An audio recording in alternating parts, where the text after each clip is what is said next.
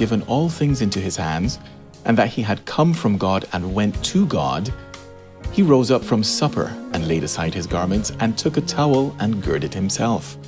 After that he poured water into a basin and began to wash the disciples' feet and to wipe them with a towel with which he was girded.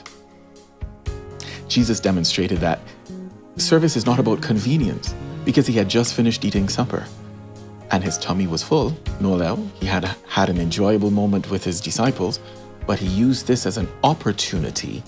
I hope you guys can hear me. All right now.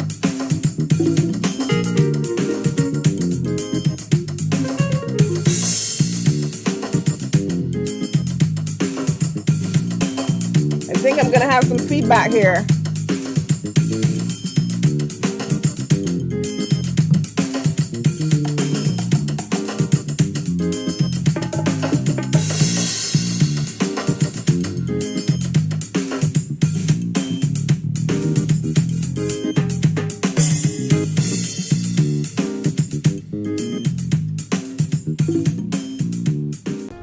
If then I, the Lord and teacher, have washed your feet, you ought also to wash one another's feet. For I have given you an example, that you should do as I have done to you. This word is very pointed for us as Christians. It says to us that we get to do exactly what God has done. We get to do exactly what Jesus has done with our fellow believers and the persons who are around us and in our communities. We don't get to say, you know what, I have arrived. I've got all this stuff, I've got greatness, I don't really need that, because he had all things in his hands. But even knowing that he had all things in his hands, it still propelled him into this act of service.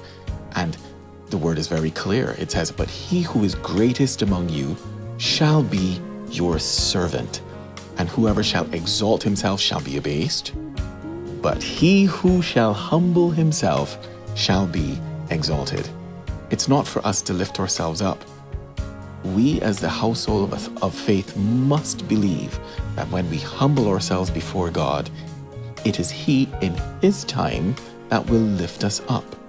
So, my prayer today, Heavenly Father, even as we study your word and we see your wonderful example of humility, we pray, dear Lord, that we will be given the strength to persevere even in this world where all of the pressure it is for us to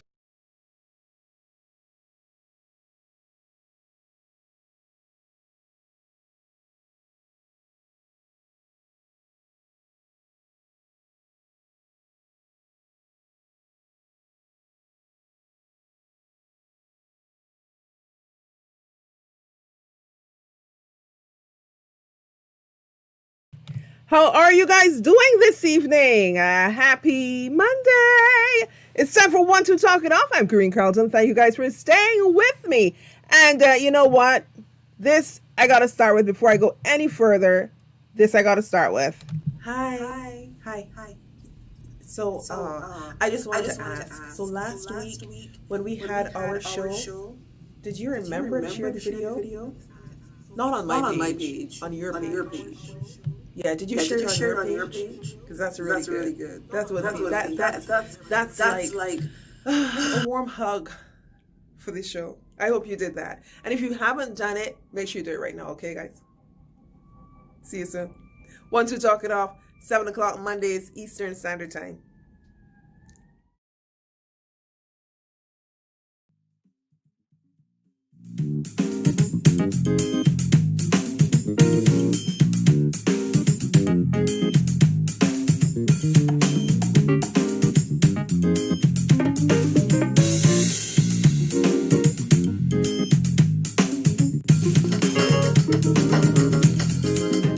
Okay, now I'm back, and thank you guys for joining and connecting with me. Listen, we have so much to talk about.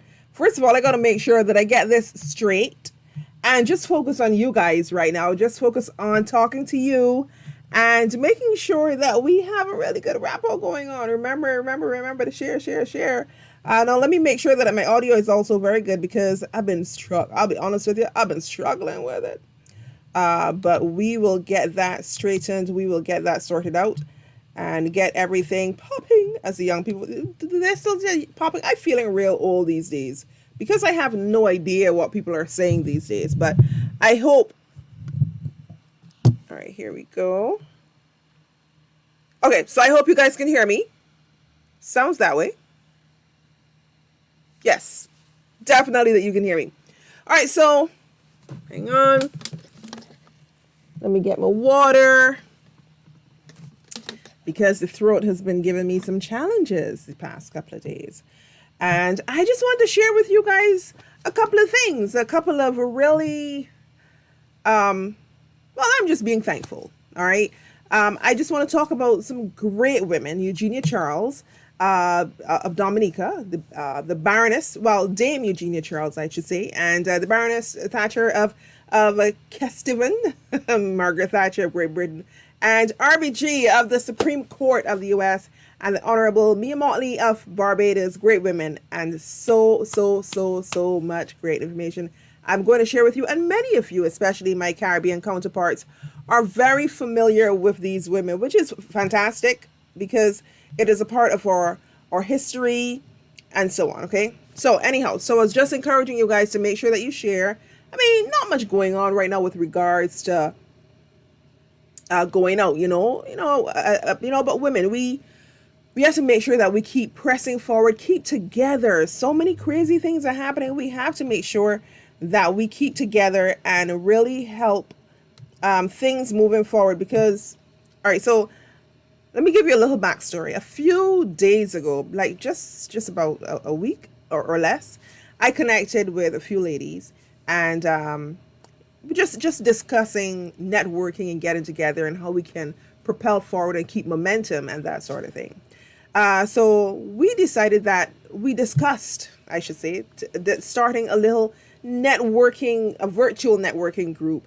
So I wanted to share this with you guys immediately as well, because we're still working on it, working out the kinks. But if you are a woman, send me a message, info@KareenCarlton.com. And let's work it out. Let's work it out together. All right. So straight to the point. What are we talking about today?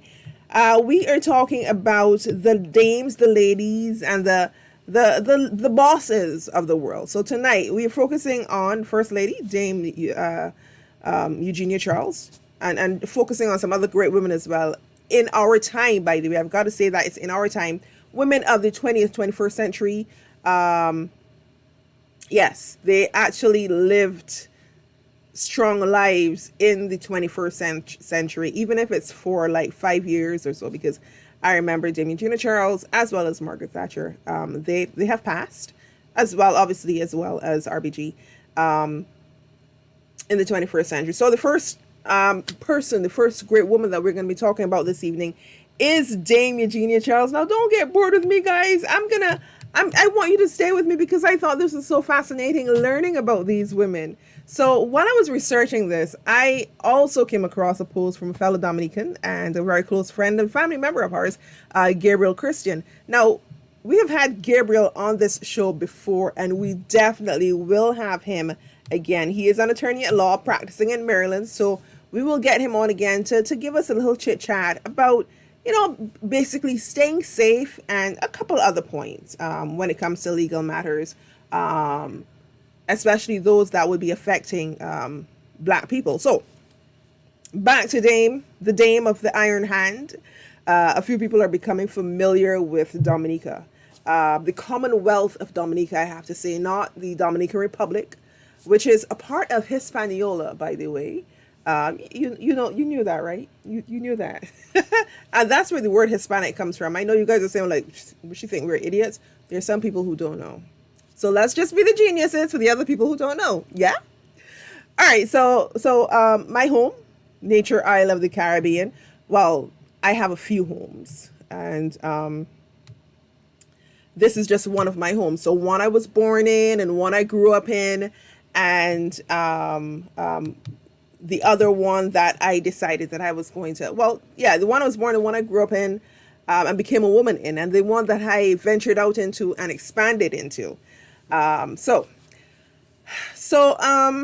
let's start with Dominica, with Dame Eugenia Charles. Dominica, I am not gonna say that everybody knows this, so I'm just gonna pretend that nobody knows this. And if you do know, then you can fill in the blanks of what I'm not saying. So Dominica, they have been independent from Britain, the colony, from being a British colony since 1978. And this was Dame Eugenia Charles. She was a lady who was really close with her constituents, and was also known for her stern hand, not just globally, with which she managed the country. So before I say anything else, I know that we like to use the word rule, but women manage, okay? And managing is not just getting through. It's I think it's a constitution of being able to administer and direct, just be in charge of everything. So she was in charge. She was firm because of, I think one of the things was, let me not say I think, it had a lot to do with, obviously, everyone who was in charge were male. So she was around a lot of them. She better understood her role. Yes, she did. She better understood her role in all capacities, better than they did, I think. She had to school a few men. And I mean, really, she really had to school a couple of men, and I wouldn't say put them in their place, because you are where you decide to be. Let me move this from here. Hang on one second. Let me just take this out of here. Oh, wait, hold on now. Let me do this. I didn't know why I didn't do this earlier. Yeah, so you guys know who's coming up right now. I'm sorry, I just jumped right in. Yeah, I just jumped right in there. Okay, so let me just get back to it. I just had to get that straightened out. I'm sorry. I was just so excited. I just wanted to share this with you guys and give these women even more recognition. I know a lot of them are getting the recognition that they deserve, but even more recognition. So anyhow, she had to school a few guys, and did make a few feel, I think, in my opinion, she did make a few of them to feel like a fool. Like the one that she imprisoned, Patrick John, who was the first prime minister of Dominica anyhow. So just in case you're wondering who the source was for me, apart from school and history and so on, my mummy. All right, so look, I know I got more Bajan sound, and I got to say song. You don't say Bajan sound. I got more Bajan song than I got Dominican. But let me say this. You can't take the soil from the ground. Okay? No matter what you do, you have to put back the soil in the ground. And the soil and the ground can't separate. Even if you pour concrete in it. So I just want to let one know, right? I ain't get the American thing yet. Sorry. Mimi did it before Mimi yaso. I look a cocoy. All right, enough of that fun and games. All right, so Patrick John, he was the first prime minister of Dominica, but he had things wrong. I mean, like I said, we women, we know how to manage. So he had a couple of things wrong and was really looking towards, yes, joining the Dominica of the West, but he was also looking a lot at communism, and a few people were killed because of that and his choices, and because of protests they had. They say he had them killed, but protesters just wanted him to resign. He didn't want to, obviously, but apparently they say that he had 2 protesters killed, his security forces. A couple of people were injured as well, were killed. Either way, anyhow. Basically, if you think about it, his security guys and everything, everybody was on his reign.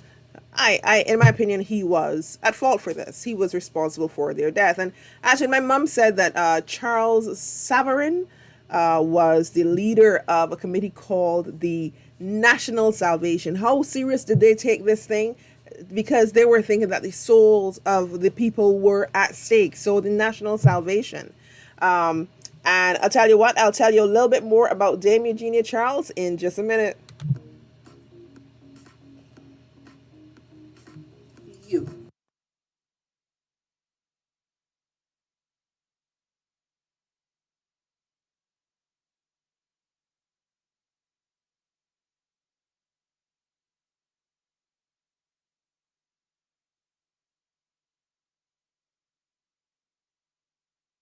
One, two, talk it off.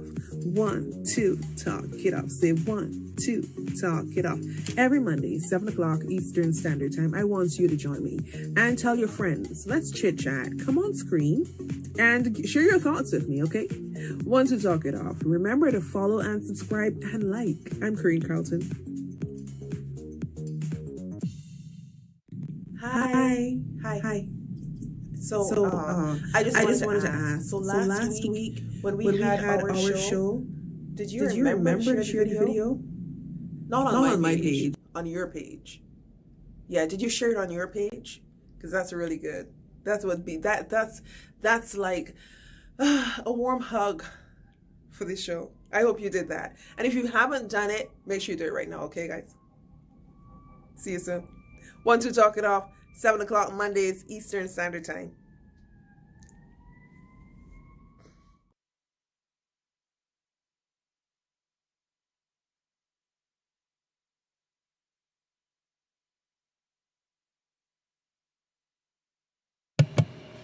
Let me make sure.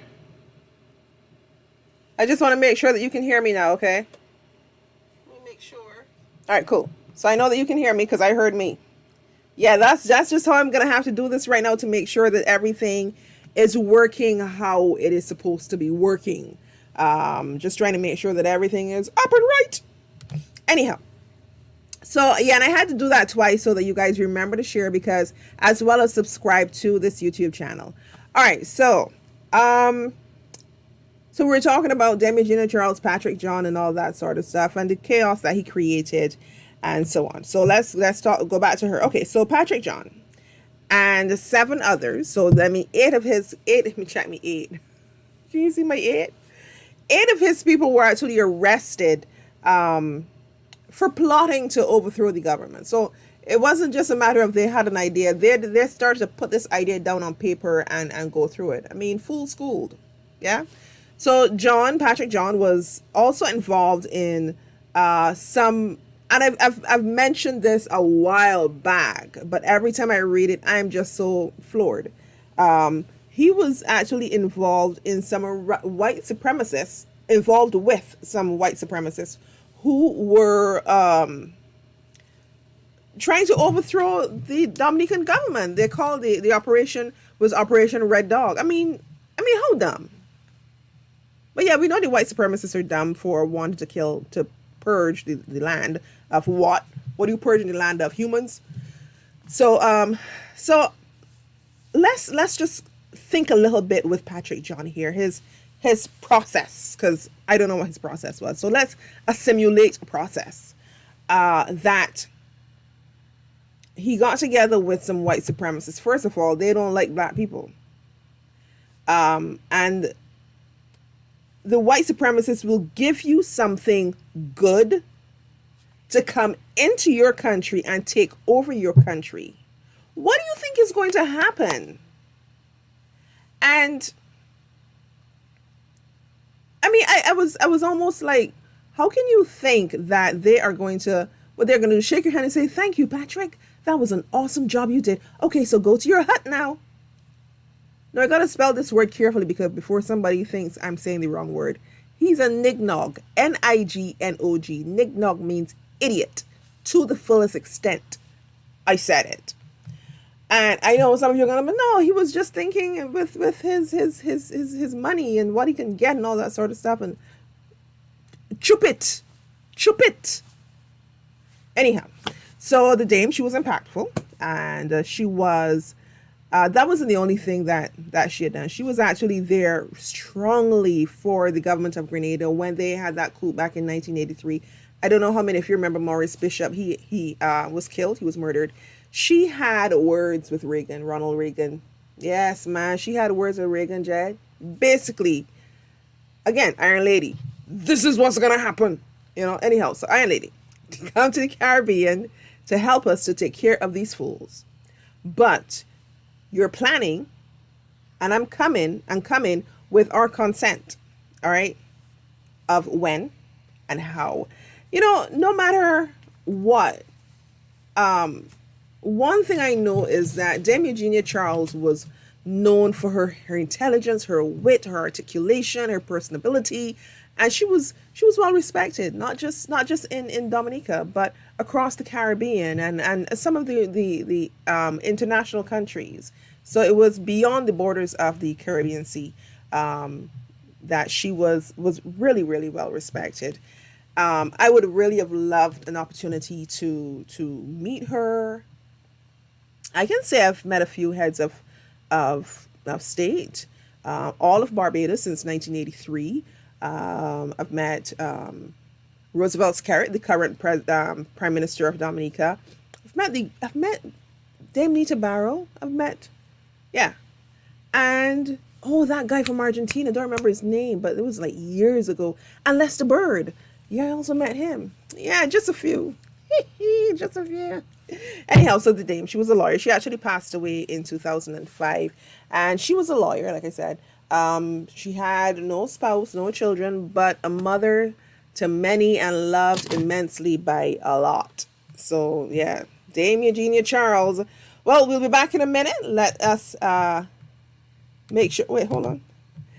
Make sure you stay where you are. Okay, guys?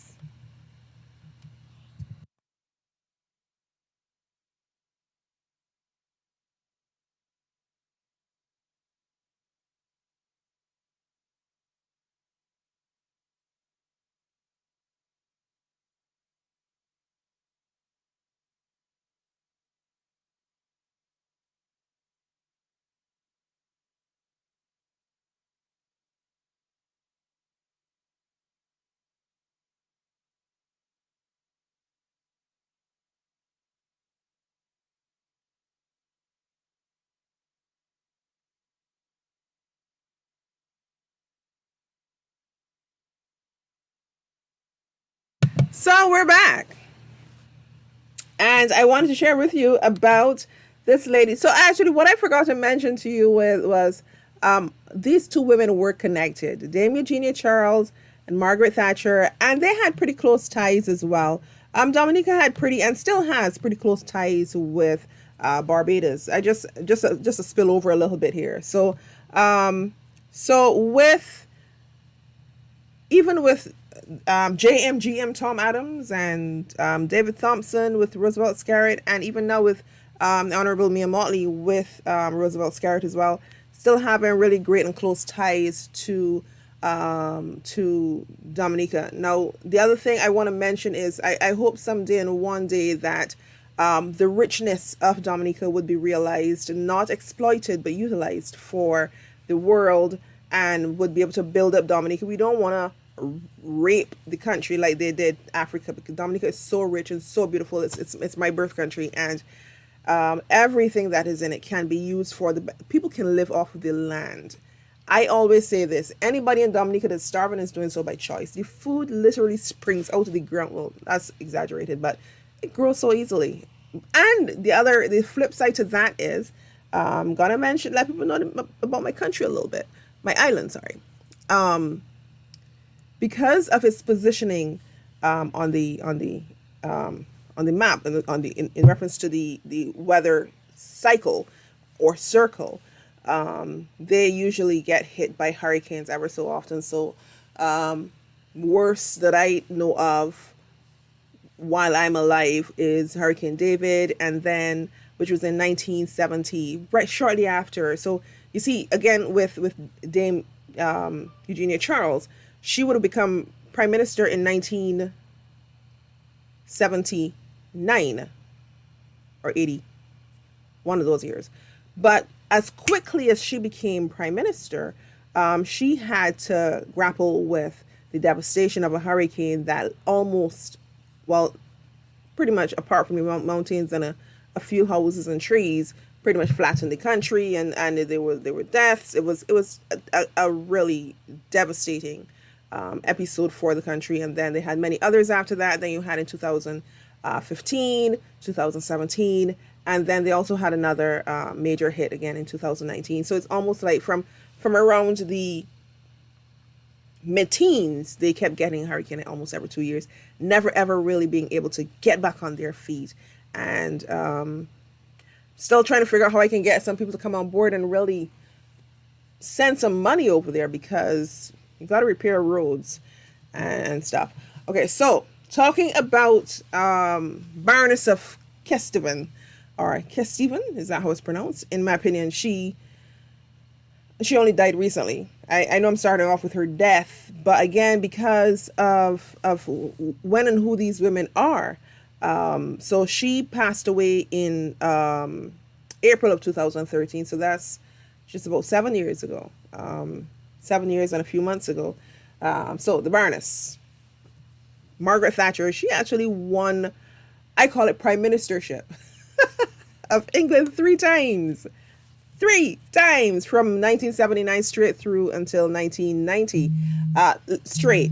No joke. Seriously. What I liked about Lady Thatcher was that she was an economist. Yeah, she was a tax lawyer. But think about why she was able to become a tax lawyer. A tax lawyer is almost like an accountant, an economist, and everything wrapped, knowing, understanding the law, everything all wrapped in one. And she actually brought much of that and her smarts to the table. I know people say all the time that, well, all women who get into politics are super intelligent. Well, if you don't show it, we don't know it. So I think that they really, really did show it. And she really brought that to the table of her prime ministerdom. Her style, she added a personality to the parliament. And I think they did have fun with her and how she did, because even in our parliament, when they hold parliament in Barbados, if you ever go watch parliament or even watch it on television in the Caribbean and England, I think it's fun. I mean, you may go like, well, that's really negative what they do, though. I mean, the criticisms, the insults, the praises, yes, and the taunting in an inspiringly intellectual manner. Listen, buffoonery becomes a science in parliament. Seriously. You have anal cavity descriptions of learned persons. It's just fun. It's just fun. And then they all go off and have dinner together, hang out, chill out, kiss each other's babies, present each other's with these loving gifts at the end of the holidays and all that sort of stuff. It's too funny. It really, really is too funny how they do it. Anyhow, but what I'm most familiar with her, and I guess it's because it was more when I was more mature. When she retired, she left and she became an aristocrat, a peeress, they say. That's what they describe it as. It's almost like being a noblewoman. Is that a thing? Yeah, a noblewoman, yeah. A nobleman, a noblewoman. Basically well respected and still had global influence as well. And she actually remained active in politics for a while. And the beauty about this too was that she also did some lecturing. I know that I did not know that a lot of the details about her later life. I think they said that she had a couple of minor strokes to the end, and then this was like early 2000, and then she had progressive dementia and so on.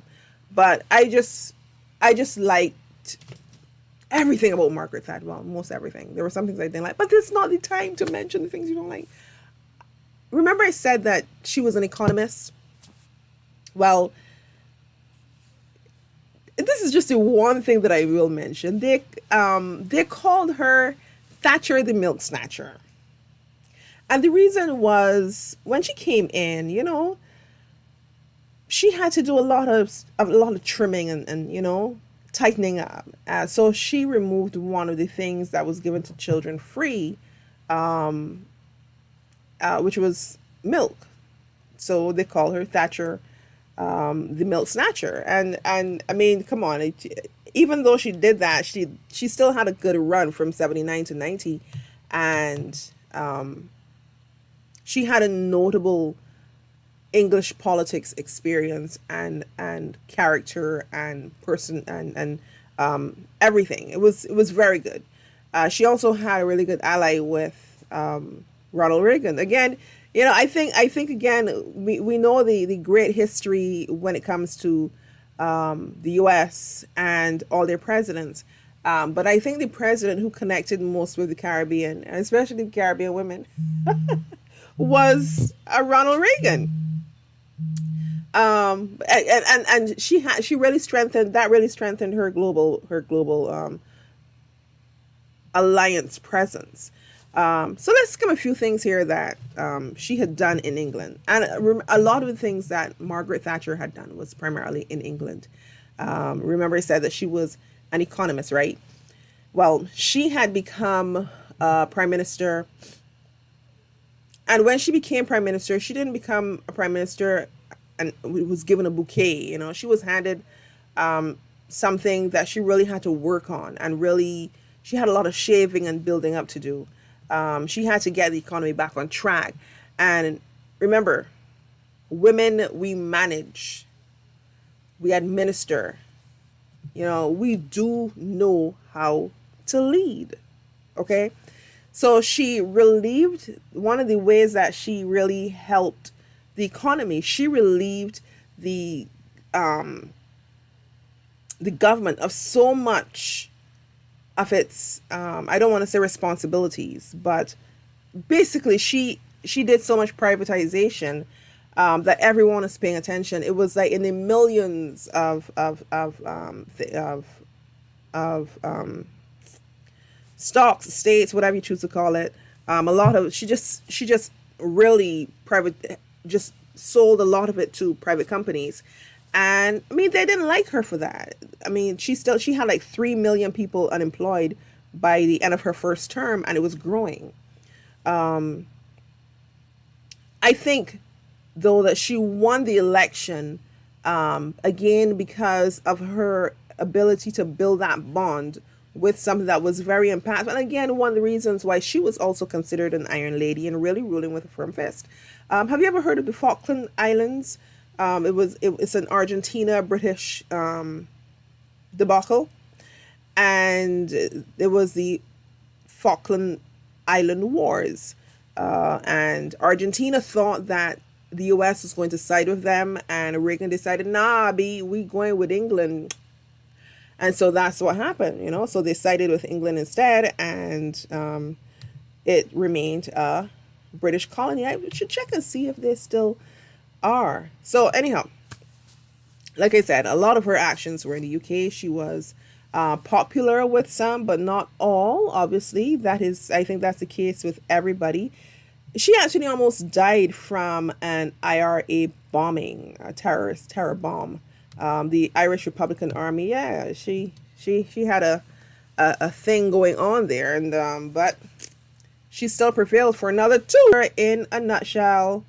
And I know that you guys are definitely going to completely enjoy seeing her. So seeing her, you all know y'all gonna see her.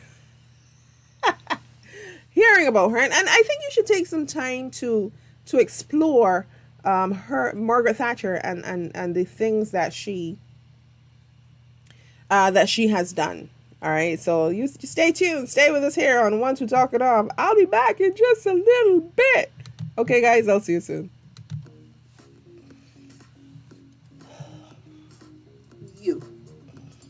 I want you to follow me on Twitter and Instagram.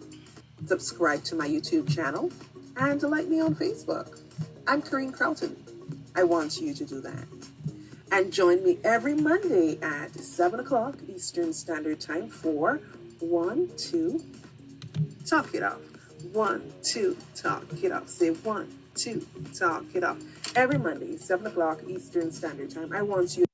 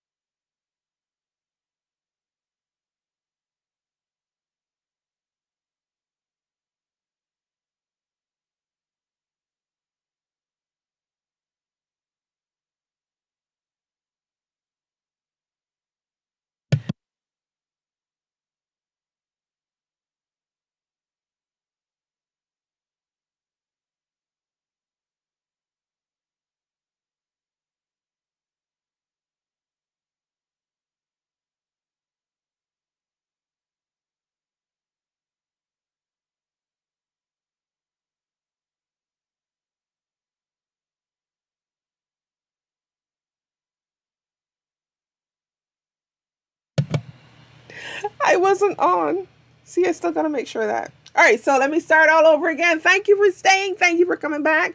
And remember to share the video and remember to subscribe to our YouTube channel. All right? Help us grow. Help us develop. And if you see something, say something. I don't mind learning. All right, so tonight we continue with the strong women. This one, I don't think she's an iron lady, but more of a, as a matter of fact, and again, personality and everything. One of the things I remember was at college that she proposed to her husband, and everybody was like, oh, why are you doing that? Woman doesn't do that. Well, you know what? They were married for a very long time. So we know that the elections are just under 100 days away. So about, no, it's like 70 something days away. And we need to do our part. First of all, I gotta come in there and say that in the US, you need to do your part. If you want to see things remain the same, vote. If you want to effect change, vote. All right. Or to have things remain the same, it's like anything in this world. Too much or too little can be bad. The dosage has to be just right. So you got to do it.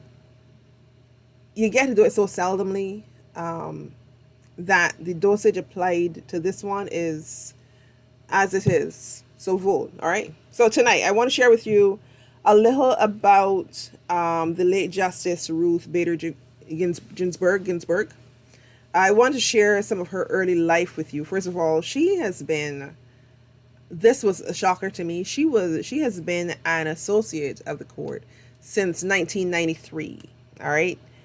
This August just gone was 27 years since her initial appointment by President Bill Clinton. And, I think it's just really fantastic. Anyhow, so here are a few things that I learned about Justice Ruth Ginsburg.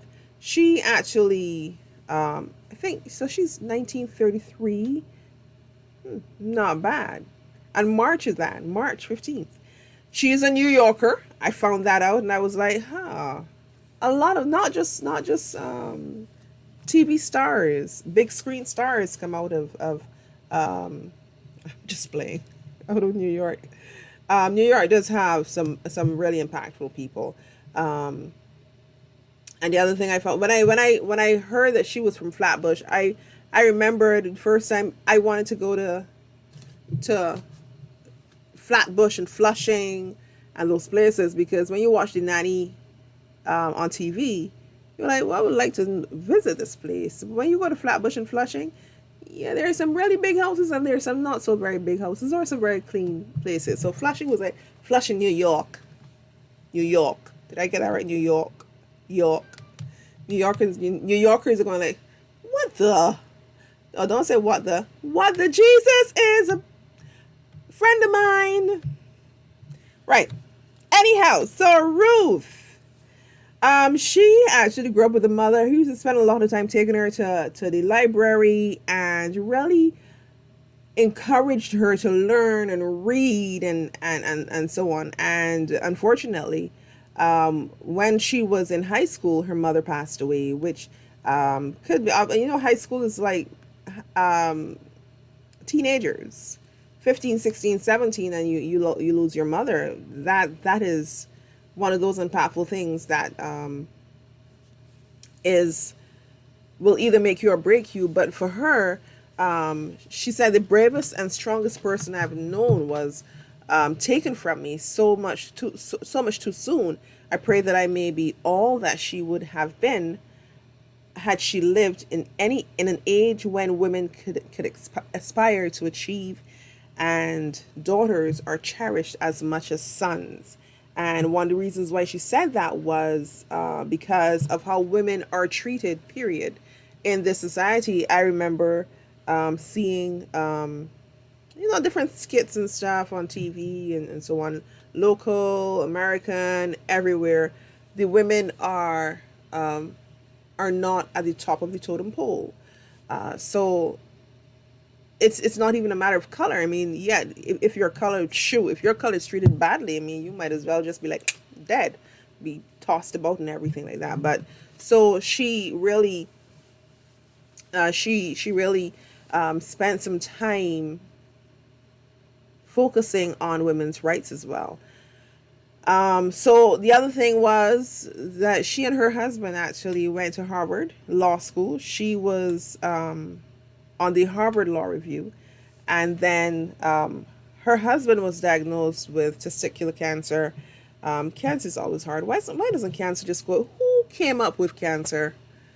Anyhow, so he was undergoing surgery and radiation and all that sort of stuff, and she was taking care of everything and still maintaining her studies. And then she also helped him in reference to picking up his classes and everything.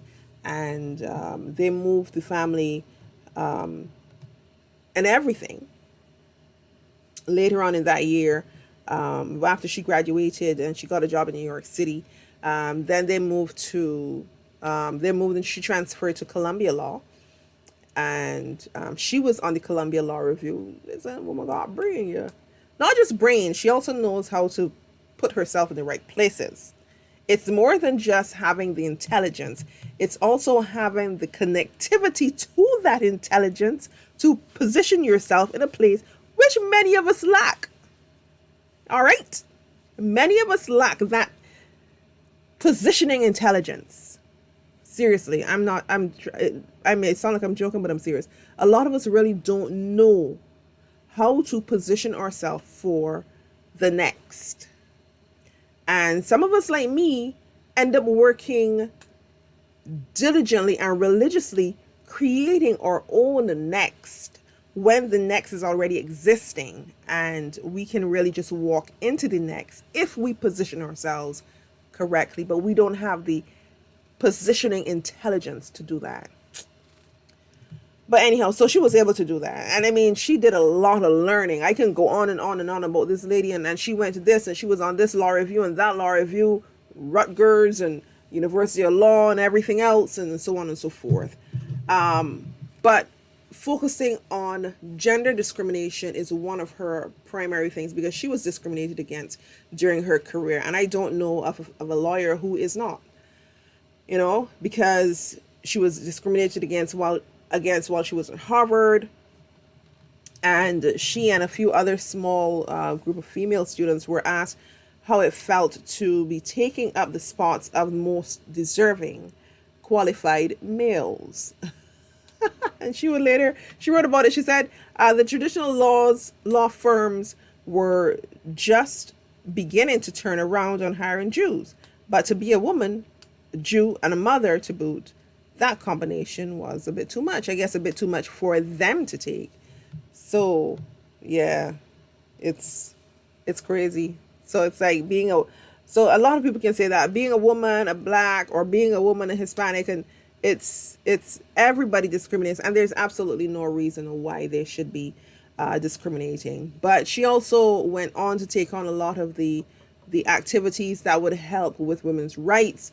at ACLU. She litigated gender equality cases, and she actually received a tenure at Columbia Law School, becoming the school's first tenured female professor. This was in 1972. So that's like what, 48 years ago. That's crazy that it would take them that long, you know. Jimmy Carter also had a play in her history. President Carter appointed her to the U.S. Court of Appeals for the District of Columbia Circuit Court, so in D.C. During her time there, she really built up a reputation for consensus building and well-reasoned, dispassionate arguments, writing more than 300 opinions. That's a lot of writing. You know what's writing an opinion? It's like a paper. It's like a if you know scientific papers, it's not. It's like it's pages long. It's not like a sentence or an idea. It's yeah. So a whole lot of stuff going on with her. And I am so excited to get to this next one. I'm really, really excited. We're going to talk about none other than Mia Motley when we come back. Hi. So, I just wanted to ask. So last week when we had our show, did you remember share it on your page? Because that's really good. That's like a warm hug for this show. I hope you did that. And if you haven't done it, make sure you do it right now. Okay, guys? See you soon. 1, 2, talk it off. 7 o'clock Mondays, Eastern Standard Time. Hi. We're back. Wait, hold on. I got to pull this up.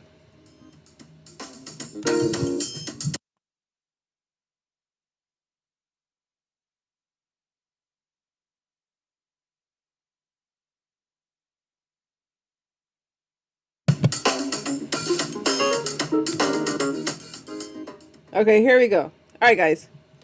All right, so we're talking about to the Right Honorable Mia Motley, Prime Minister of Barbados. She's got a number of accolades. Another attorney. So we've had Eugenia Charles, Margaret Thatcher,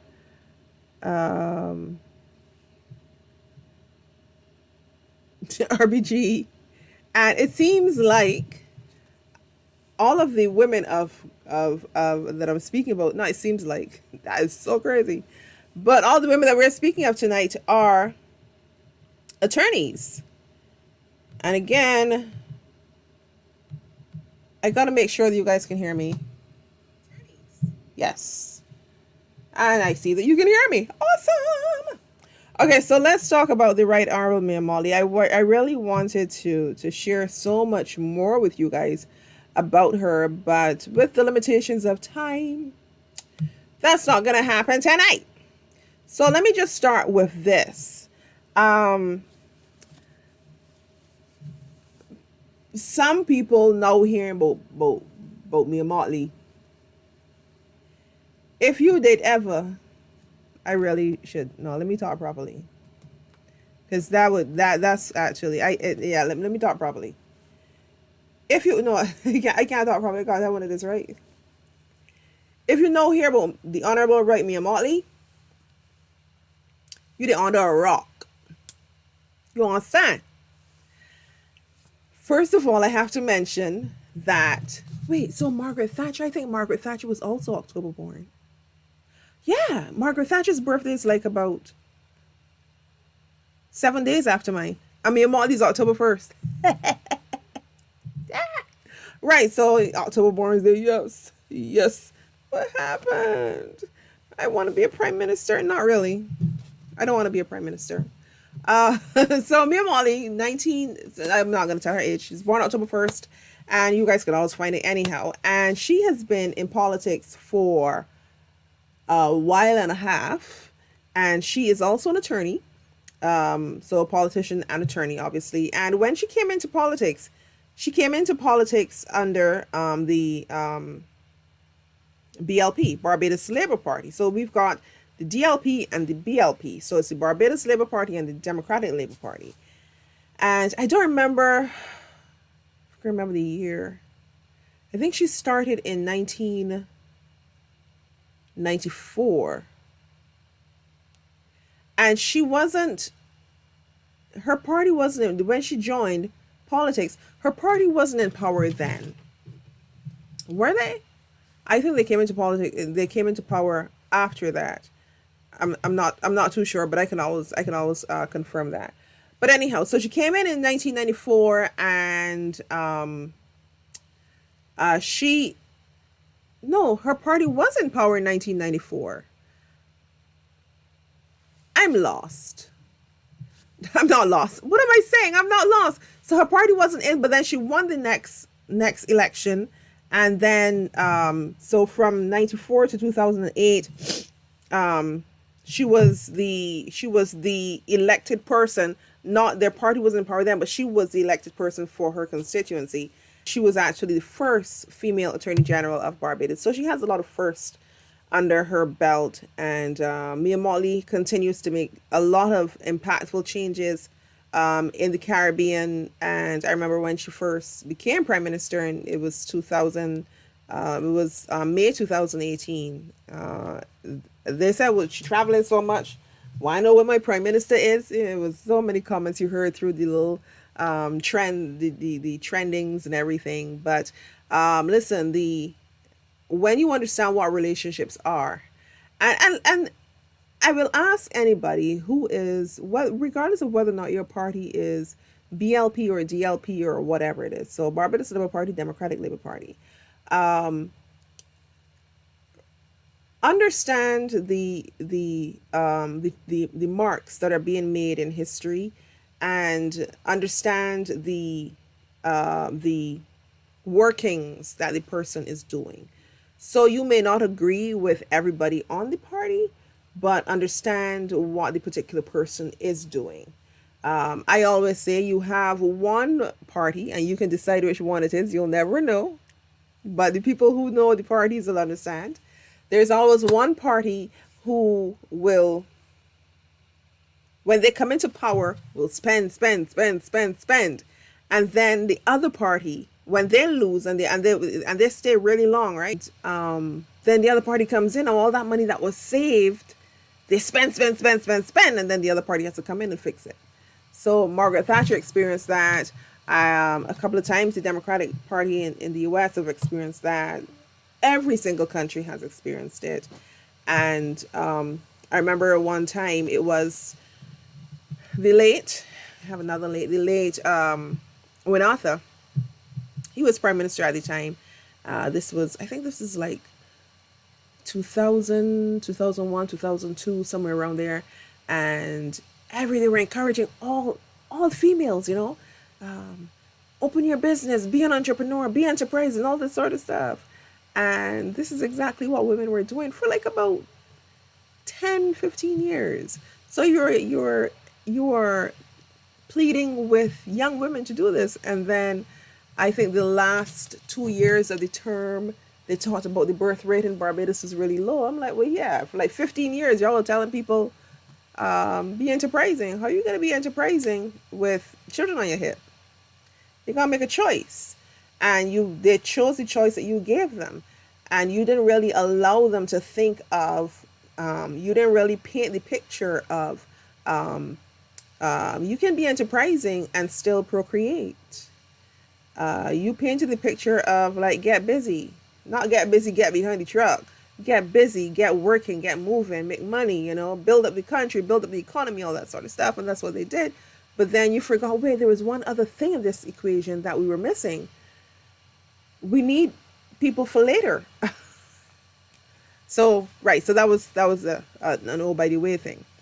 And so going back to Mia Motley, she was the leader of the opposition actually in 2008 to 2010, and then again when she became prime minister from 2013 to 2015. So in 2013, it was from 2000, am I right? Yes, so 2013 is when Frondell Stewart would have won the prime ministership. And so she was the leader of the opposition then. And in 2018, when they won, obviously she was the leader. And what's really sucky about that is the DLP got absolutely no seats. They've got all 30 seats. So that is just as groundbreaking and impactful as being the first female. You were the first female. You call that a landslide? That was not a landslide. That was a avalanche. That was an earthquake. What was that? Any other thing you call crushing? That was a bulldozer on an ant. It was crazy. And it also showed the climate of the country and the mindset of the people of the country at that particular time. And we have to wonder if it's changing, if it's for the better, if it's for the good. We have to see. We do know that a lot of relationships are being created, not just with other Caribbean islands, but she's creating relationships with Dubai, with Africa. So she went to Nigeria, she went to, I think it was Ghana, and a couple other African countries that she has been to, and she has created alliances with them and built relationships that the two countries can coexist. And so we know that a lot of countries you need a visa to go to, and she was able to work out different agreements with these countries. Now, you guys have seen on here before, this is one of her family members, and I just want to mention that because we'll have him on again. Great topics we'll talk about. But one thing for sure is that Mia is highly influenced by her family. Elambe Motley, Ernest Motley is he was a real estate broker. And so her grandfather was Ernest Motley. And when I learned that he was a real estate broker, I was like, So even if she wasn't going to be an attorney, she was going to get involved in something that involved the law. Yes, real estate does involve the law heavily. And he was the first mayor of Bridgetown. I'm not going into her thing. Her father, Elliot Motley, he was also an attorney. And he sat in the House of Assembly. And I know that a lot of people are thinking, well, yeah, so that's why she was influenced, but not necessarily, because there are a couple of people who would have been in families who were attorneys, but they didn't become attorneys, but she decided to become one. And her family, one thing you'll recognize is the younger generation of leaders are being birthed from forget the generations of 1901 and 1876 and everything else. If their parents were like 40 something in 19 something, that offspring is going to have an upbringing of being influenced heavily in something that points them in the direction.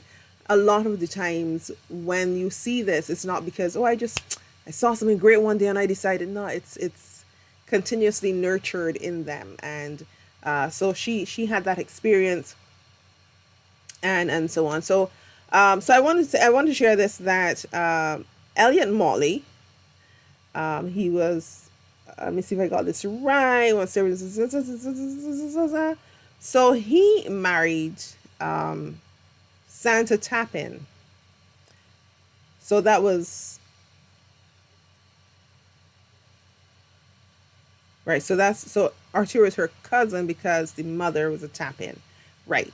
Anyhow, so then they blah blah blah. Long story short, she continued going on. No, she was actually very well connected as well to the late Prime Minister David Thompson. He passed away in 2010 October. I remember so well. And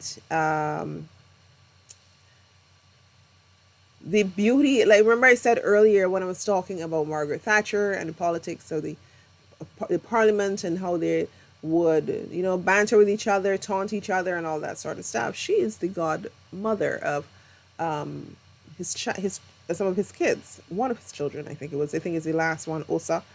And so they had good relationships. You walk into Parliament, and I have one shop here, and you have one shop here, and we're both going to buy milk.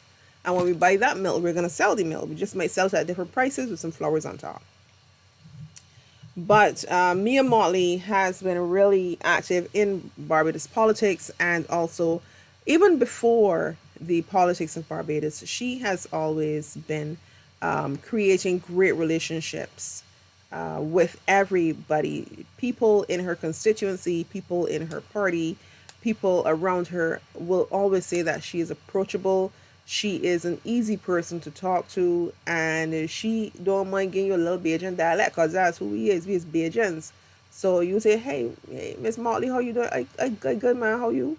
That's just how it is. It's not, hello. Well, I'm good, thank you. How are you doing? Nah, Jade. They say, yeah, how you? I good. How you? You good? That's how it is. And I know people are talking, it's a small country. Well, if it's a small country, what is stopping? She's at the top of the country. What is stopping her from being aloof? What is stopping her from pretending to wave from so afar? And why can't we all just be cool and chilled with each other? What's the problem with that? One of the things that was really impactful for me with her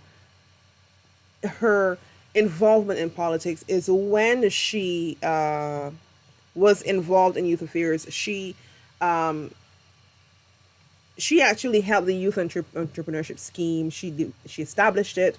I shouldn't say help. She established the youth entrepreneurship scheme and the National Youth Development Program. And she actually became the deputy prime minister shortly after she did a lot of these little stints.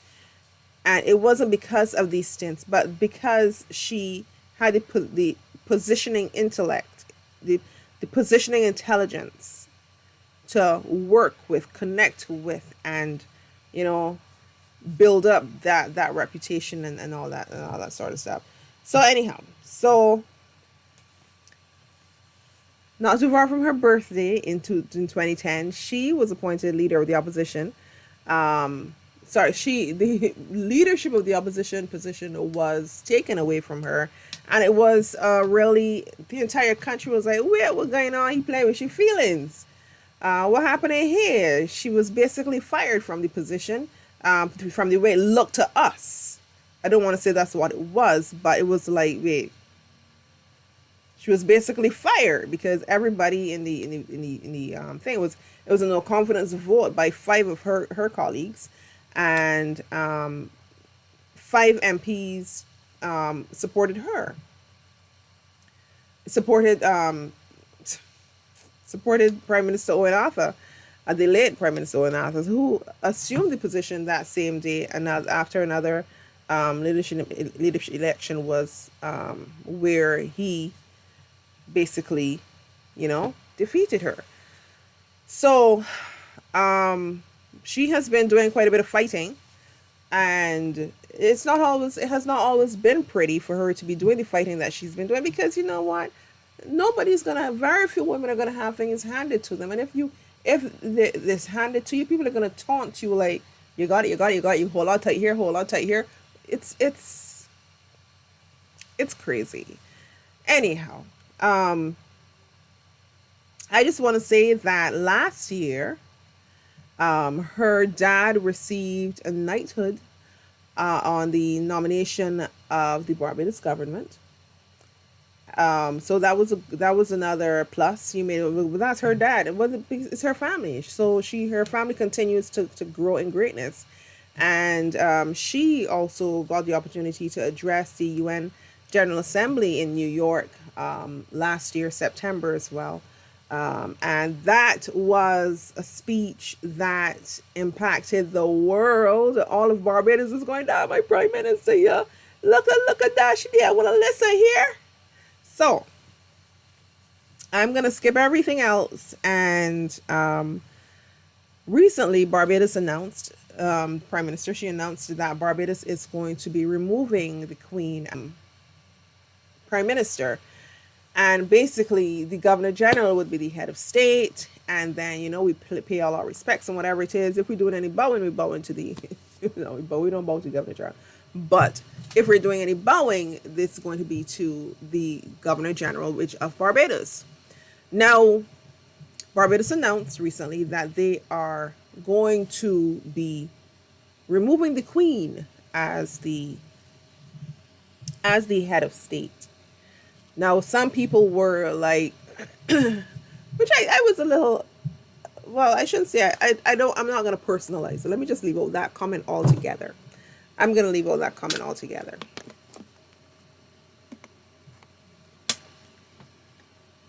So, when they announced it, apparently the Queen did an address where she said that is a matter for the people of Barbados. And she also said that, well, we'll always be tied culturally and historically and so on. We've got a bond. It's true. So one thing that I that caught my attention was recently, it's almost like as if you are from the Caribbean, what they call third world. I don't know what's the third world. So it's like first world, second world, third world. What made you first? What made you second? What made you third? I know the developments and everything like that. So then now, well, since everybody's on the same wavelength now, why do we still have first, second, and third? And we don't realize that we talk about the Black Lives Matter, and we talk about all these other things, but we really don't realize that there are just some things that we will not let go, because whether or not you're black or white, being from a third world or from a first world or developing or whatever it is you call it, it has its connotations. So she was being interviewed by a UK channel, and so the person asked a question. The question was, will gays be allowed to marry in Barbados, because they're doing a referendum on gay marriages and so on. So I don't know if I'll get it right. So he asked the question, and she's looking and she's listening, and she said, "Excuse me?" Basically, like, well, what? You just asked me? You really asked me that? So, but she actually verbalized it. She said, "Would you ask the government of the UK that question?" And then the NIT continued to explain his question. He said, "Well, we have laws here for that." So my dear Prime Minister had to school him a little bit, let him know that was the most inappropriate question. It is not a matter of if they'll be allowed to. It is a matter of they will not be discriminated against. And she had to school him a little bit more, let him understand the difference between civil and church and laws and everything else. And in that split second, but okay, so well, if the interview's done. He doesn't want to disrespect the Prime Minister of a country. So then he and his co-host are chatting. He put my other country in hemo and said Dominica.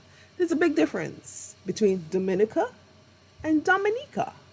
So you've got Dominican Republic and Commonwealth of Dominica. And obviously we know that Dominica, they got their independence in 78. Now, when Dominica got their independence in 78, they did not wait later to become a republic. They cut ties with England then. So they were a republic from the get-go.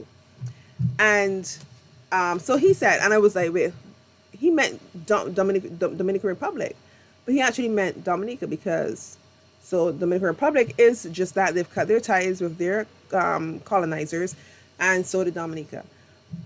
But I'm like, just get it right, just get it right, just get it right. If you're gonna, first of all, not be too smart when you're doing it, at least just be like, just leave it out.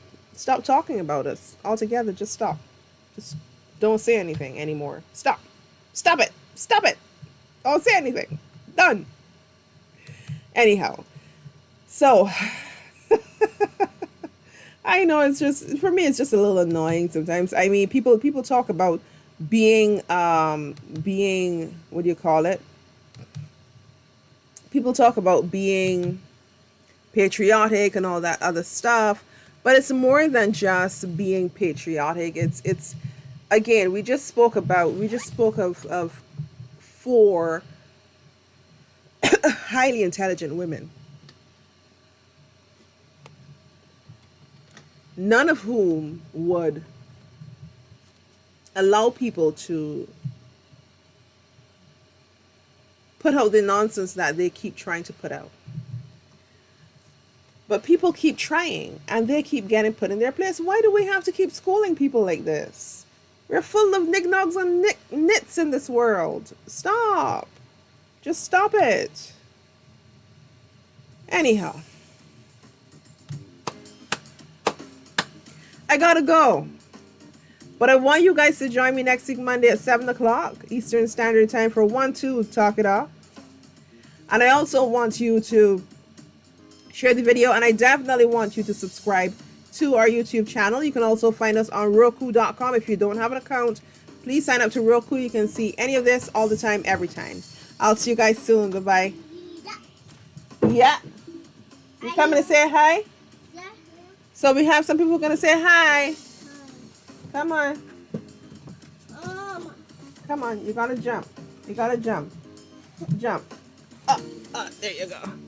Say hi, everybody. Hi, everybody. Bye. Bye. I'm going to bed now. We're going to bed now. Send a kiss. Bye. Can Kai Kai say bye-bye? Yeah. Come, Kai Kai. You going to say bye-bye? Yes. Jump. Jump. Good job. Say Hi, everybody. say bye. Bye. I'm going to bed now. I'm going to bed now. Kiss. All right, I'll see you guys. Thank you for tolerating us. I'll see you guys. Have a good one. Bye-bye.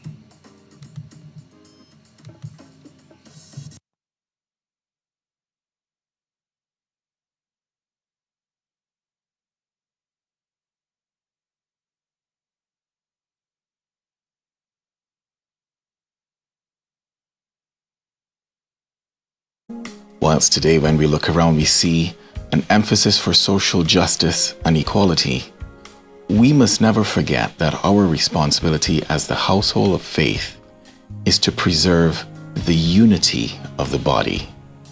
So important was this that in Jesus' final prayer on earth before he went to commit that act for us of salvation, he prayed to the Father and said, I do not pray for these alone, but for those also who shall believe on me through their word, that they may be one, as you, Father, are in me and I in you, that they also may be in us, so that the world may believe that you have sent me, and I have given them the glory that you have given me, that they may be one, even as we are one, I in them, and you in me, that they may be made perfect in one, and that the world may know that you have sent me and have loved them just as you have loved me.